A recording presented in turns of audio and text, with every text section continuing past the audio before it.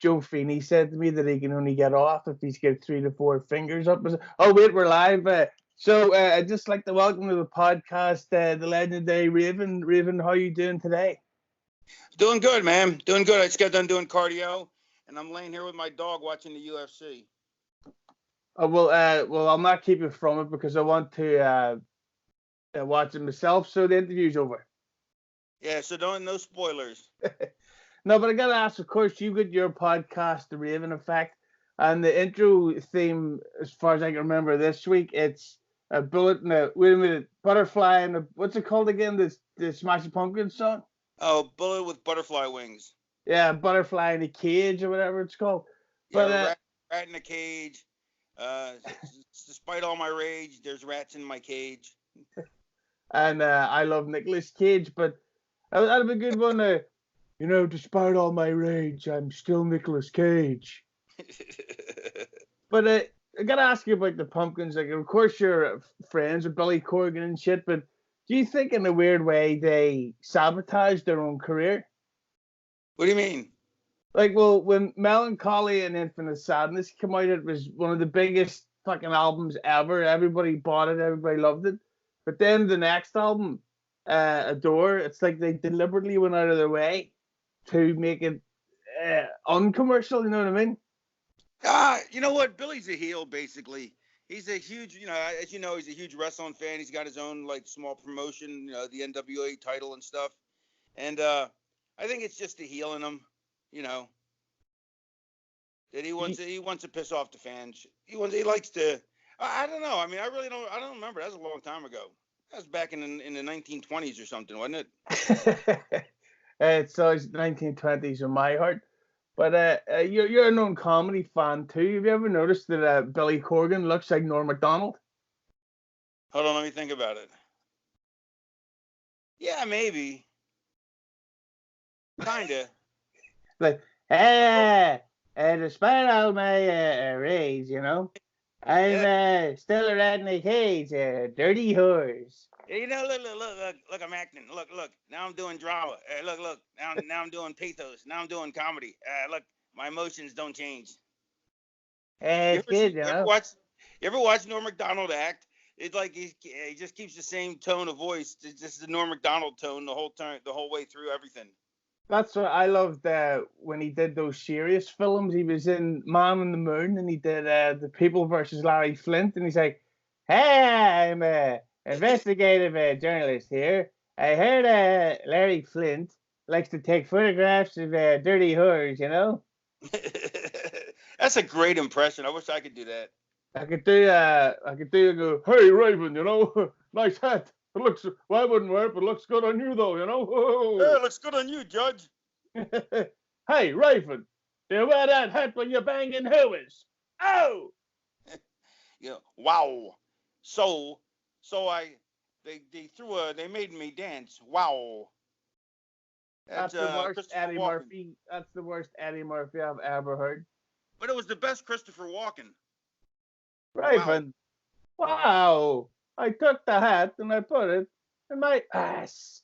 You sound like completely American. Your accents don't. How come your impressions don't have Irish accents? That's what happens when you fall off the wagon during August. Wait, so seriously, try and do Norm Macdonald with an Irish accent. Well, Norm, it's basically. Do you like Bob Dylan? I don't. Yeah, not really. well, Norm, because Bob Dylan sort of sings like, hey, but that's how Norm speaks. He's like, "Hey, OJ killed his wife and got away with it, That's awesome. but talk to me about, though, when you're doing you do stand-up shows, Raven, do you not find it very tough to be a comedian in PC times? Because, like, right now, the fact that me and you are two gorgeous white people, that's probably offensive to someone. I'm sure it's offensive to anybody who knows me. I mean, I don't know. I don't really care about, like, I mean, I'm not going to say anything that's racist. I like, if you look at Daniel Tosh, he says stuff that's, is as borderline as you can, as un-PC as you can get. And, nobody cramps up his style. I mean, I don't know. I don't do that much stand up, so it's not like I have to worry about it. But I mean, I really wouldn't. Like, I have one joke that I go, where I go, I'm wondering, I just want your opinion. Is this racist or not? So let me tell you a story. So me and my friend went to Europe, and he always wanted to buy a monkey. So when we were in Portugal, he ended up buying one. So he got a Portugal monkey. Is that racist? Maybe. Hey man, you can't say that shit over here, brother. So, but I don't know. Nobody's ever complained.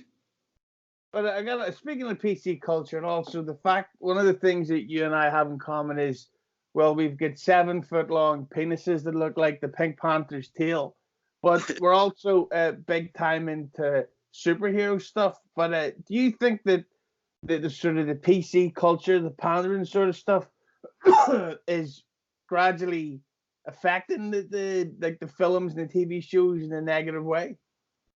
I don't know. I mean, I like the fact that they have women superheroes. I mean, I always hated the fact that Marvel Comics, basically the X-Men were supposed to be black people, because they're hated and feared, so the X-Men were supposed to be like, black culture, but why didn't they just have black people, like really, and then I'm a big mark for the Black Panther character. But I don't really care as long as I mean, I think there should be representative from other cultures and and superheroes and stuff, but I don't really care what color. But yeah, so you were saying about the representation in the Marvel films. Yeah. So I mean, I don't care what color superhero. Oh, I know what I was saying. The Black Panther, he's like Batman, except he owns the country instead of just being a billionaire. Yeah. Do you think for Black Panther 2 it might be a good storyline to see Black Panther versus Doctor Doom? Yeah. Do you ever read the Black Panther by Christopher Priest? I don't read no writing. But is that a legal thing or? I'm so left wing. I don't read nothing, but I don't even know what the fuck that means. I stink. But no, the Black Panther I'd honestly never really heard of until the film, until Civil War film, and then now I've become a huge fan since he even bought the soundtrack fucking album. Yeah, well, I became a fan of him when this guy Christopher Priest wrote the comics. Like he took over and he basically turned him into the Black Batman, into the Black Bruce Wayne. Only even smarter and owned the country. But my whole thing that kind of it gets to me, and not it really gets to me, but it's like I don't like how it feels like Marvel are pandering to certain minority groups. Like, for example, my cousin is gay, and I've met his current fiance. I'm actually friends with one of his exes, but he's never actually said the words to me, "I'm gay." So with Marvel, with this whole thing, oh yes, we're doing the Eternals, and 2 of them are gay. It's like, right, but that's not going to make it good. Freddie Mercury was the gayest person that's ever lived, and not every Queen song was great. Yeah, as David Spade once said, he should have realized that Freddie Mercury was gay. The band was named Queen. David Spade, why do I keep getting work? I love David Spade's got a new TV show. It's actually pretty good. Are you sure it's just not Ellen? Yeah, exactly. Or the elf who wanted to be a dentist. But I gotta ask you about the Flash, because that's one of my all-time favorites since I was a kid. And there's the TV show that's been kicking arse for years. And now they've had this film they're trying to make of the Flash. They just can't seem to get off the fucking ground. So what do you think about what do you think about what's going on with the Flash? You mean from the Justice League movie? From the Justice League film compared to the TV show, and the fact that they've been trying to make this film for over 6 years now. I never watched the TV series, believe it or not. Oh, that's when you got to binge. I think I was. What year was that? I may have been on the road to all those years. Oh no, it's still going. I think they're up to like season 6 now. You mean the Flash? with that from the 80s or the 90s? No, this new one, the 2000s. Who oh that oh I was thinking I don't know what I was thinking. I was thinking of the Flash the 1990s series. I forgot they had a Flash. I don't watch it. I watch Supergirl and the Legends of Tomorrow. I never turned on the Flash, but I forgot there was a new Flash series out. I tried so hard with Legends of Tomorrow, but I always have used the term hate with the fact that in these TV shows where six people walk in the room, they'll go, "Hey Raven, guess what?" And then the spire guy will go, "We don't know what you're doing, Raven." And then the girl says, "And I think what you should do." It's like, you want to go, did all you Legends of Tomorrow rehearse this behind that wall and say, right, here's what happens. Adam, you say it first, then this guy takes a second sentence, and it's like, this is fake, bro. It's a work, bro. Yeah, I like the Legends. It's kind of goofy. The first season was a lot better when Rip Hunter, or the guy that played Rip Hunter, the guy from Rory from Doctor Who, when he was on it was much better. You know what the thing is, when you go back and you watch that season, that guy has the smallest top lip ever. So Oh, really? it's like he's accidentally got a Hitler mustache going. Well, he Because must be a hell of an actor because I never noticed it. uh, trust me, all I do, I'm a total tash perv. A But what? a tash perv. A mustache perv? Oh yeah. But I gotta ask, Wait, what was with Michael Jackson with Michael Jordan when he had the Hitler mustache? Remember that? yeah, but he's so tall, no one could see it. That's it. He probably had the word cunt written on his forehead, but no one could tell. Nah, But I gotta ask, is it tough for wrestlers when it comes to doing shoot interviews? not for me. It isn't. I mean, I love listening to myself talk. I'm the same. I just don't like to see myself naked. It's really depressing, disgusting, and I'd say revolting in a weird way. Ah, don't sell yourself short. It's tremendously revolting. But please don't use the word short when we're talking about me being you. How tall are you? 6'2". And tell Disco that, because when I interviewed him, I'm 6'2" and I weigh 220, so I could fucking take Disco. Oh. Anybody can take disco. But speaking of people who could take Disco, and of course you mentioned UFC earlier, what's your take on this whole stuff with Chris Cyborg? Yeah, what happened? Did she say something about that she got sexually harassed or something? I think it was a mixture of that, plus she was accusing, what's his name, Dana White, of. By the way, do you not find it funny that Chris Cyborg is the woman arguing with Dana White, the man? But yeah, she accused him of making some sort of transgender, transsexual joke or whatever, and then he's calling bullshit on it. So I think they've fired her. Well, she apparently Feeney was telling me about something about this on the other day on the podcast, and he was saying that she was she just had her last fight under contract anyway. That's true, but that's the other thing I gotta say is that what do you think's up next for Amanda Nunes? Because like she is brilliant, but yeah, I can't think of a single money fight for her. Henry Cejudo. Henry who? Henry Cejudo. He said he'll fight her. What about CM? Get CM Did you Punk see to that fight promo? Did you see that promo? Henry Cejudo goes after he won the last fight. He goes, I'll fight this guy, that guy. I'll fight Amanda Nunes. Anybody who's a featherweight or under. Do you think UFC would end up going that way? I don't know, but I think she could take him. Yeah, I would not fucking. I would not do any of my usual antics with her. Like she seems like a human Terminator. I think the only fight she has left is against Valentina Shevchenko if she drops down and tries to win a third title. Do you think she'd go for that?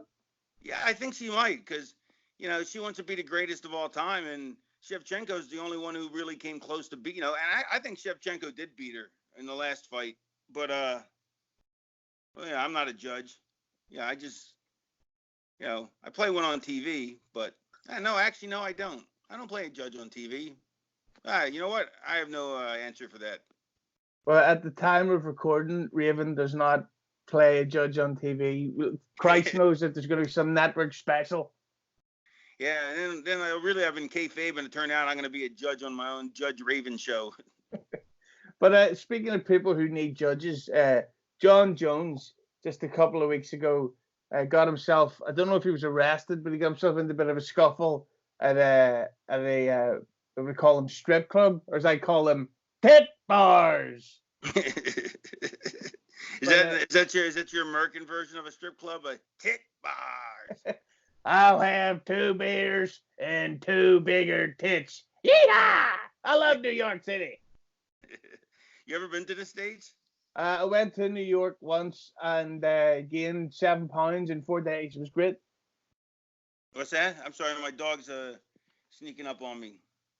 No, all I did was eat the pizza over there, and holy Christ, did I get the runs. Oh, yeah, New York will do that to you. Just driving through it. But talk to me about John Jones. Like, what do you think's going on with that goof? I think he's so good that he can't, that he doesn't care. I mean, he cares, but he just knows he'll win anyway, so he doesn't care. I don't know. He's the baddest guy on the planet. I could take him. Just don't tell him I said that. I think he should go up a weight and fight Cormier at heavyweight, but he doesn't want to do it. I think he's afraid that he'll lose it at heavyweight, but I don't think if he trains, like he never, like on the last fight he had against Thiago Santos, like, Santos did great, but Jones never tried to take him down. He never tried to, like, it was like he was trying to win the fight by beating Santos at his own game, as opposed to, and he almost lost because of it, but he didn't fight as smart as he could have. I just think that one of the problems really is with the UFC, it's not that it's failing because like they're making shitloads, but the money fights seem to be harder to come by. Like there's still good fights, but that doesn't mean them, like Cormier versus Jones 3, that's like I've gotta fucking see that. But anybody else, it's not really like, ooh, my. What about Nunes Cejudo?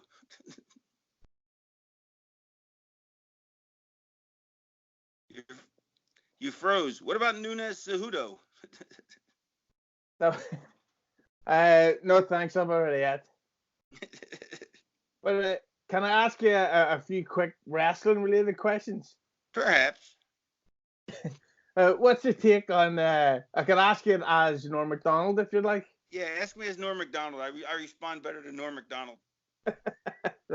Hey, Cody Rhodes, recently in interviews, he's been taking shots at those dirty whores, WWE. That's the Vince McMahon company, So, what do you think? That's brilliant. I do it all the time. But what do you think about Cody in doing these promotional interviews for AEW, that he's kind of taking shots at WWE that maybe aren't 100% necessary? I don't know. You got to kind of take shots at the if you're the underdog or the competitor, you got to kind of take some shots, I guess, some liberties. I don't know. I mean, I think Cody's a really bright kid. I think he knows what he's doing. I really like the guy. I mean, I talked to him quite a bit, or I've talked to him quite a bit, and he just seems like he's really got his head on straight. So he must have a strategy, Hey, I gotta tell you, hey, not too fond of that blonde hair. I mean, whoa, looks good on him though. Oh. But that was Rodney Dice Dangerfield. The fuck that up there. I thought that was Theresa May. I totally missed that one. But another question, because I asked Disco this and he thought I was taking the piss out of him. But do you think that it's see, I'm a big nostalgia fan. I've even still get the same underwear from when I was 10. But and the same penis size, I should admit. Did I ever tell you the first time I met Disco, he was trying on underwear in the Goodwill box. Hopefully not on his head though, yeah. He was. But Giant Gonzalez, right? there's something about him that I thought was so fucking brilliant. Just because he looks so cool, and I have the nostalgia factor from remembering him as a kid. But what do you think about the idea of Johnny Gonzalez going into the WWE Hall of Fame? Only if he's wearing a furry suit. But that's the greatest thing. I'd love to see Vince McMahon in the costume design meeting. He's like, well, I like his costume. It's I like the muscles and the definition, but why can't we make his ball bag area hairier? Put more hair and then more. That's David Cameron, right? But then I think Jack Gonzalez could and should go into the Hall of Fame. He doesn't have to be like the headline guy. Maybe he could be the doorman. He could be the pillar that holds up the fucking the Disco Inferno wing. He one time when I was Johnny Polo, he choke slammed me right on my head. Oh man, that hurt. But man, he's so tall. I was like 30 feet up in the air. I was on the third floor window. It felt like falling on my head from there. Oh. Do you think that for big guys like him, that it's kind of fair for critics to bury him? Because it's like, well, the guy was incredibly diabetic, and like it's not like he was going to be doing fucking takedown Hurricane Ranas and shit. Yeah, I thought he should have done a few more moonsaults. Yeah, he should have did the worm to the ring. He could have got there in one worm. That's what she said. Oh! Oh! But do you think that these days wrestling marks are getting a little out of control, like a little obsessive? I don't think. I think they've been that way, but that's good. I mean, they pay our salaries, so I can't complain. Because it's just because I run the YouTube for Conan and Disco's podcast, and they fucking like. Oh, what's that again?